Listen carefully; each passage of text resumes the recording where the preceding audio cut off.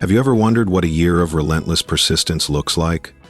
Last January, I was sitting in my car outside my old office, staring at a final paycheck and wondering how I'd tell my family I'd failed again. Today, that moment of despair has turned into something beautiful. But this isn't about where I ended up. It's about the 365 days that changed everything.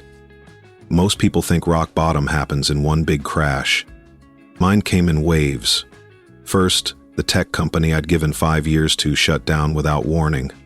Then my savings dried up paying bills. Finally, the 47 job interviews that led nowhere. Each no felt like another brick in a wall between me and my dreams. But something different happened on January 15th. Instead of sending out another desperate job application, I opened my laptop and started writing. Not a resume, but everything I'd learned from failing. Every mistake, every lesson, every hidden opportunity I'd missed. The first month was brutal. My apartment became an office. Sold everything except my laptop and phone. Ramen noodles became every meal. Parents kept calling, begging me to get a real job. Friends stopped inviting me out because I couldn't afford even coffee. But every night, I'd write more. Started a blog called Honest Failure. No sugarcoating, no motivational quotes. Just raw truth about starting over. First week, 12 readers. Second week, 50.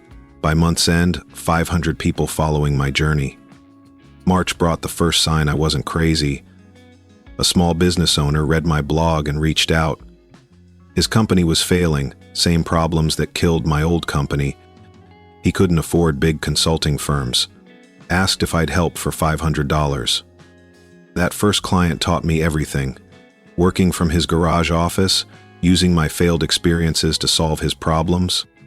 When his business turned around in 2 months, he told other struggling business owners.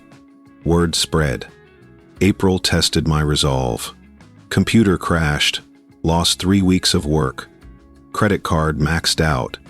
Had to choose between internet bill or phone bill. Chose internet. Used library phone for calls. Every setback felt like life asking, how badly do you want this? May brought the turning point. A podcast found my blog, invited me on their show. Topic? The courage to start over. That interview changed everything. Not because I was special, but because people are tired of polished success stories. They want real. Summer was 18-hour days.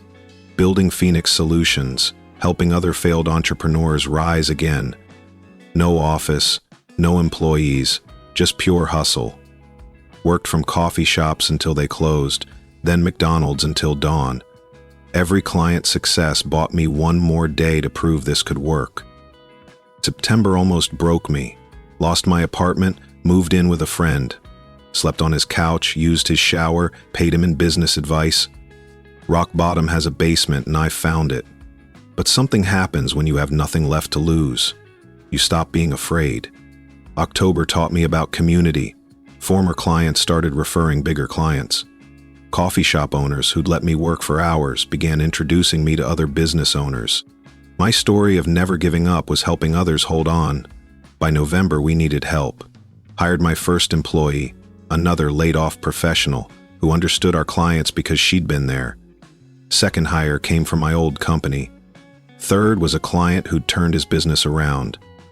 December brought the first 6-figure month. Not from one big client, but hundreds of small ones. People who needed someone to believe in them when everyone else had given up. We became the company I wished existed when I was starting over.